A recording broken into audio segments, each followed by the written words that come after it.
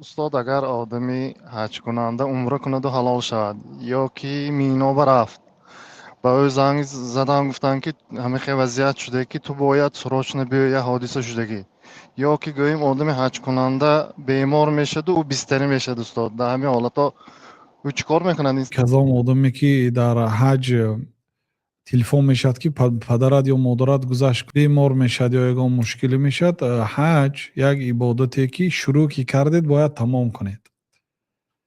الله تعالی در سوره بقره میگوید که و اتم الحج والعمره لله، حج و عمره را به خاطر الله تعالی پره تمام کنید، سر کردید تمام کنید. یعنی فرضاً در تاجیکستان پدری آدم گذشت یا مادری آدم گذشت، حتی آدم حرکت کنه هم غالبا رفته نمیتوند، چون که تا پاسپورت گرفتن تا چیه گرفتن و دفن میکنن و نمیتیند یک خدای آدم گسل کردن. بعد اینکه پیشند عرفه ایستاد از حج کردگیتون نباشد، رکنهای حج تمام کردگی نباشید، حقی به رفتن ندارید. حج باید تمام کنید.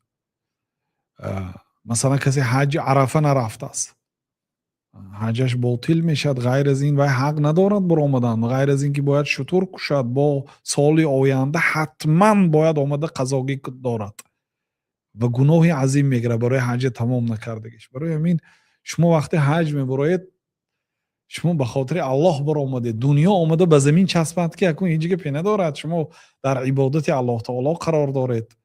یه روز نه روز شما هم میرید.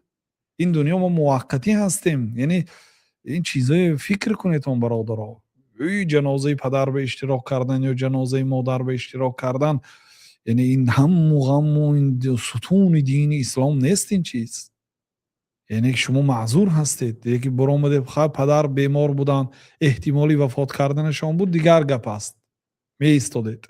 لیکن یه حادثه شد، آدمی درست وفات کرد، شما حج پرتافته نمیبینید. الا اگر مثلا طواف ودا، طواف افاضه کردید، عرفات ایستادید، سنگزنی ها موند. سنگزنی ها واجب است.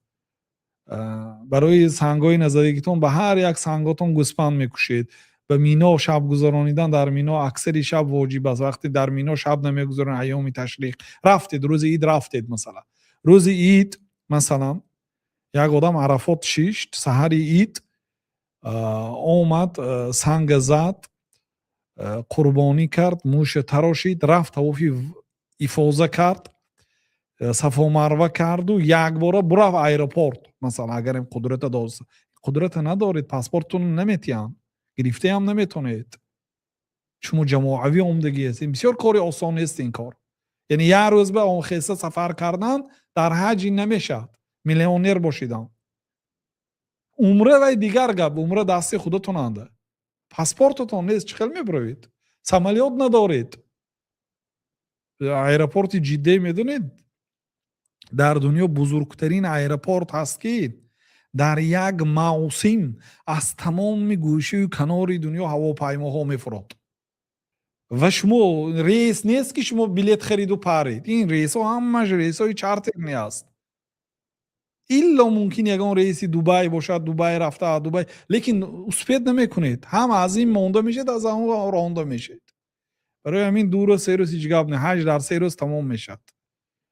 یعنی حج تمام کنید بعد روید، الله تعالی موفق کند.